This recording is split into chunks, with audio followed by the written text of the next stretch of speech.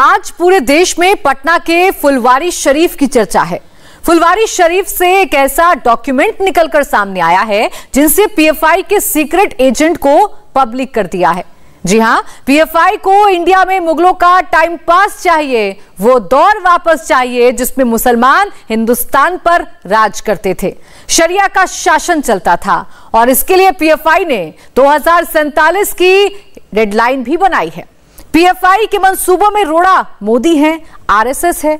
ये हम नहीं बल्कि खुद पीएफआई का वो पर्सनल डॉक्यूमेंट बोल रहा है जो फुलवारी शरीफ से पब्लिक हुआ है। अब तक आपने गजवाए हिंद का केवल नाम ही सुना होगा, लेकिन आज पूरी प्लानिंग हम आपको इस रिपोर्ट में बताते हैं। प्लान मुस्लिम राष्ट्र, टाइम 25 साल, कैडर 2 करोड़ मुसलमान, booklet India 2047, target Narendra Modi, location Patna का फुलवारी शरीफ।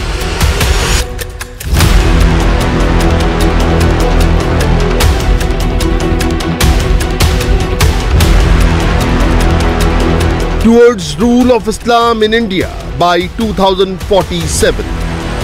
शुद्ध भाषा में समझिए, गजवाए हिंद। और अगर फिर भी समझ ना आए तो सुनिए, भारत पर इस्लाम का शासन। ये वही डॉक्यूमेंट है जो बिहार के फुलवारी शरीफ से मिला है। इस डॉक्यूमेंट का एक एक पन्ना, एक एक लाइन, एक एक वर्ड, सब कुछ आपको समझाएंगे। लेकिन इसके पहले बस इतना समझ लीजिए, सब कुछ फिक्स है, पूरा प्लान रेडी है। कैसे करना है, किसे तैयार करना है, कौन मदद करने वाला है, पूरा एजेंडा इस बुकलेट में मौजूद है। और ये बुकलेट मुस्लिम मोहल्लों में सर्कुलेट है। देश को इस्लामिक राष्ट्र बनाने का सपना देखा जा रहा है। 1947 में पाकिस्तान बना था, लेकिन 2047 में हिंदुस्तान में रूल ऑफ इस्लाम लागू करवाने की प्लानिंग बनाई जा रही है। बेहद गुपचुप तरीके से बिहार में यह खुफिया मिशन चल रहा था। इस्लामिक राष्ट्र बनाए जाने के इस मिशन का अड्डा था पटना के करीब का एक इलाका फुलवारी शरीफ। यहाँ एक एनजीओ के नाम पर आतंक की फैक्ट्री चलाई जा रही थी। मार्शल आर्ट के नाम पर हथियारों की ट्रेनिंग दी जा रही थी। पीएफआई और एसडीपीआई के लिए कैडर बनाया जा रहा था। सबसे बड़ी बात, 12 जुलाई को जब प्रधानमंत्री मोदी पटना में थे, तब उनके दौरे को भी निशाना बनाने की तैयारी थी। लेकिन 11 जुलाई को यानी पीएम मोदी के पहुंचने से ठीक एक दिन पहले पुलिस ने आतंकियों के इस मंसूबे पर पानी फेर दिया। अतर परवेज और मोहम्मद जलालुद्दीन को गिरफ्तार किया गया। इनके घरों की तलाशी में इंडिया 2047 नाम का सीक्रेट दस्तावेज बरामद हुआ, जिसमें 2047 तक भारत को इस्लामिक राष्ट्र बनाने के टारगेट का जिक्र था।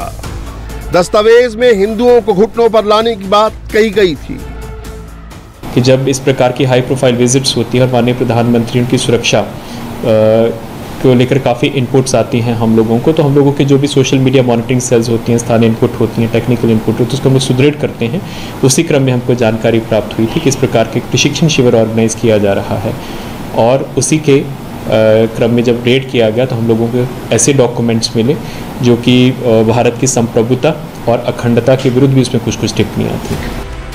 पुलिस का साफ कहना है, जो डॉक्यूमेंट बरामद हुआ वो भारत की संप्रभुता और अखंडता के खिलाफ प्लानिंग का हिस्सा था।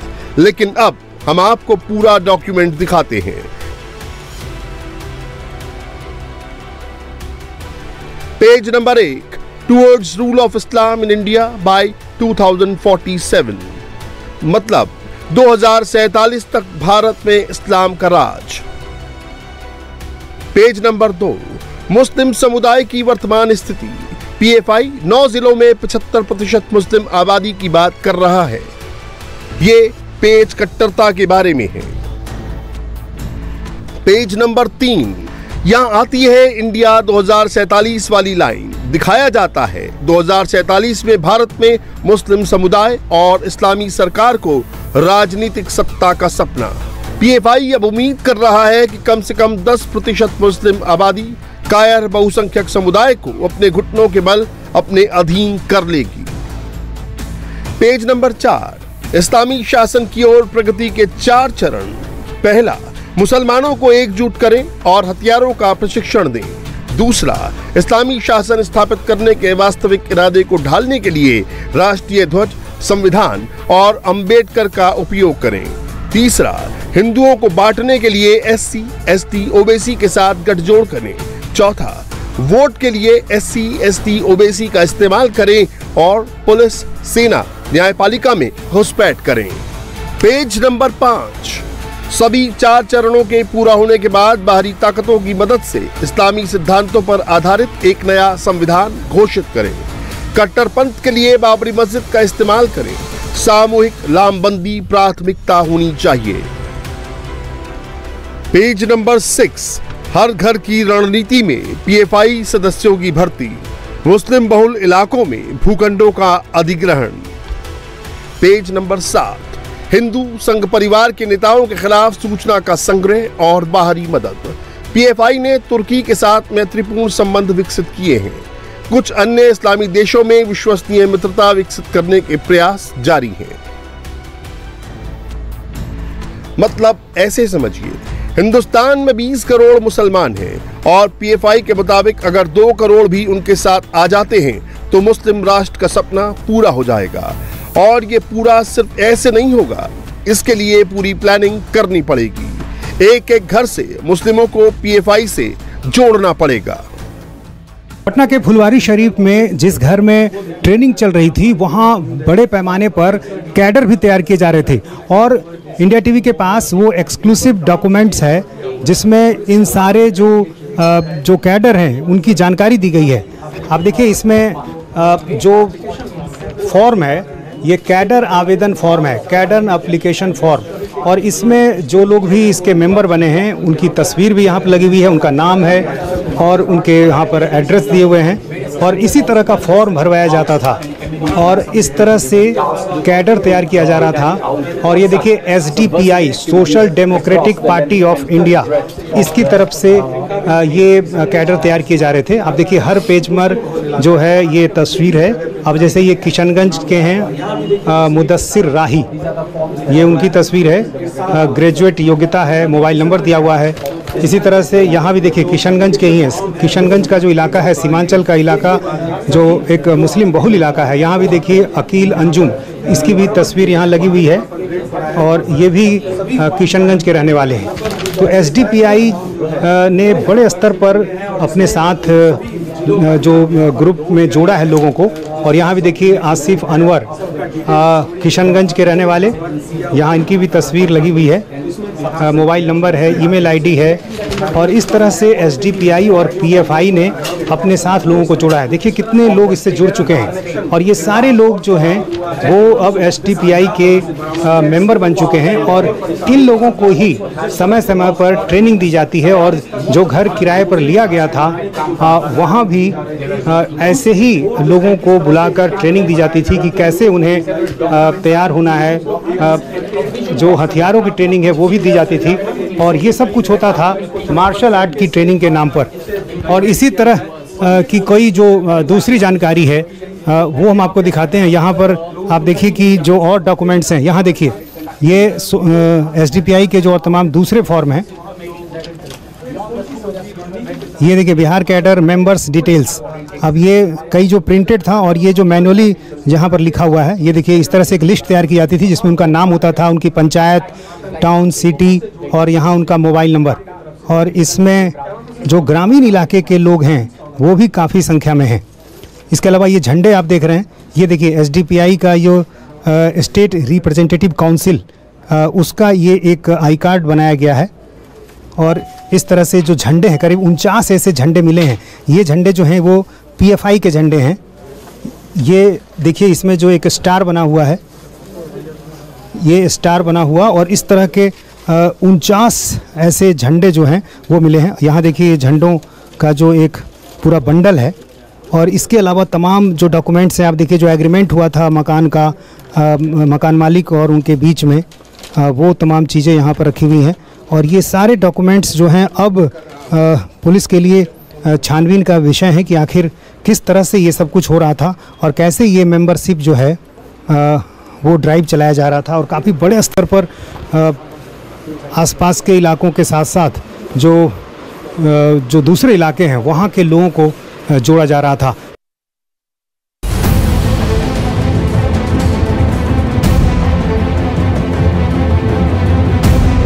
पटना में अब तक 3 आतंकी गिरफ्तार किए जा चुके हैं। इनकी निशानदेही पर 3 संदिग्धों को हिरासत में भी लिया गया है। पुलिस ने जो एफआईआर दर्ज की है उसमें क्या लिखा है ये भी बताते हैं। आतंकी पीएम मोदी के प्रोग्राम में गड़बड़ी का प्लान बना रहे थे। 2047 तक इस्लामिक राष्ट्र बनाने का मंसूबा पाले बैठे थे। सिमी के मेंबर्स को जोड़ने का प्लान बनाया जा रहा था। सिमी के सदस्यों का गुप्त संगठन तैयार किया जा रहा था। जेल में बंद सिमी आतंकियों की कानूनी मदद की जा रही थी।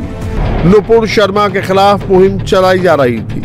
नुपुर के बयान का बदला अमरावती उदयपुर से लिया, ये बताया जा रहा था। हिंदुओं के खिलाफ मुस्लिमों को भड़काने का काम किया जा रहा था। पुलिस ने जिस अतर को गिरफ्तार किया है उसके अलग अलग बैंकों में 3 अकाउंट है और इनमें लाखों का ट्रांजैक्शन भी हुआ है। शिकंजा कसने के बाद पीएफआई आरोपियों से पल्ला झाड़ रही है। हालांकि पुलिस पूरे मामले को लिंक कर जांच में जुटी है। ये पीएफआई है, एसटीपीआई है, हालांकि गुप्त संगठन नहीं है। इन लोगों के अपने जो मेंबर्स हैं उन लोगों ने अपना एक अलग से ही जो मीटिंग्स करते थे उसी की आड़ में एक ऑर्गेनाइजेशन होती है और उसके बहुत से फ्रंटल ऑर्गेनाइजेशंस भी होते हैं और अंडरग्राउंड ऑर्गेनाइजेशंस भी होते हैं। तो ये कोई जो पीएफआई और एसटीपीआई के ये कार्यकर्ता हैं, अपने आप को उसके कार्यकर्ता मानते हैं और उसी के लिए उसी के नाम पे मीटिंग्स कर रहे हैं और उसी की ही आड़ में जो प्रशिक्षण शिविर उसको ऑर्गेनाइज किया जा रहा है। नहीं, हम लोगों को जो डॉक्यूमेंट्स मिले हैं उस पर जो हम लोगों के पास अभी तक जो एविडेंस है उसमें जो भी डॉक्यूमेंट्स है वो पीएफआई के इंटरनल सर्कुलेशन के डॉक्यूमेंट्स हैं। मैंने आपको बताया है कि अभी मनी ट्रेल के ऊपर हम लोग नहीं काम कर पा रहे हैं। एफआईआर कल ही हुआ है और आज तो फर्स्ट राउंड ऑफ इंटेरोगेशन हुआ है और हम लोग जो इनके जितने भी मेंबर्स हैं इनके बैंक अकाउंट्स का डिटेल प्राप्त कर रहे हैं। लेकिन अभी मनी ट्रेल के ऊपर हमारे पास कोई इन्वेस्टिगेशन के क्रम में कोई हम लोगों ने अनुसंधान प्रारंभ नहीं किया है, लेकिन जल्दी ही उसके ऊपर काम किया जाएगा। आतंकियों ने पटना के फुलवारी शरीफ के अहमद पैलेस की दूसरी मंजिल को ही ट्रेनिंग सेंटर बनाया था। इनमें बिहार के बाहर के लोग भी आ रहे थे। अतहर से पूछताछ में 26 नाम सामने आए हैं। इनके खिलाफ भी एफआईआर दर्ज की गई है। मोहम्मद जलालुद्दीन, अतर परवेज के अलावा शमीम अख्तर, रियाज मारिफ सनाउल्ला उर्फ आकिब तौसीफ आलम, महबूब आलम, एहसान परवेज, सलमान मोहम्मद, रसलान, महबूबुर रहमान, इम्तियाज दाऊदी, खलीक उर्जमा, अमीन आलम, जिशान अहमद, रियाज अहमद, मंजर परवेज, नूरुद्दीन जंगी, मोहम्मद आलम, मोहम्मद रियाज, अंसारुल हक, मोहम्मद मुस्तकीम, मजहरुल इस्लाम, अब्दुल रहमान, अरमान मलिक, परवेज आलम। ये सभी पॉपुलर फ्रंट ऑफ इंडिया और social democratic party of India यानी एसडीपीआई से भी जुड़े हैं। इस मामले में एक और खुलासा हुआ है। पुलिस ने बताया कि 2001, 2003 और 2013 में आतंकी गतिविधियों में गिरफ्तार सभी आरोपियों की जमानत अतर ने कराई थी। पुलिस ने इनके ठिकानों से कई आपत्तिजनक बैनर, पर्चे, वीडियो और अन्य दस्तावेज बरामद किए हैं। अथर परवेज हैं जो कि इसमें गिरफ्तार हुए हैं, वो पहले सिमी के कार्यकर्ता रहे हुए हैं जब वो सिमी बैंड नहीं था। और उनके जो अपने भाई हैं मंजर परवेज, जब सिमी को बैन किया गया था, प्रोस्क्राइब किया गया था, उसके वो एक्टिव कार्यकर्ता थे और उसी केस में वो जेल भी गए थे। और जो बाकी भी सिमी कार्यकर्ता उस वक्त पटना शाखा से जेल गए थे, जो अथर परवेज हैं उनके बेलर रहे हुए हैं। तो ये एक लिंक है जब वो सिमी के कार्यकर्ता हुआ थे। 2013 ब्लास्ट में भी जो भी अक्यूज थे, बॉम्ब ब्लास्ट जो गांधी मैदान में हुआ था, उस समय भी ये बेलर बने थे। हाँ, वही मैं आपको बता रहा हूँ, क्योंकि वो भी जो थे उनका जो सब पहले सिमी के कार्यकर्ता हुआ करते थे, तो इनके भाई और खुद भी सिमी के कार्यकर्ता रहे हुए हैं। जो अथर नाम का एक व्यक्ति आज गिरफ्तार हुआ है पटना से, वो अथर वही है जिसके भाई ने पहले 2013 में पटना के गांधी मैदान में 8 बम ब्लास्ट किए थे, जिसमें 6 लोगों की जान गई थी।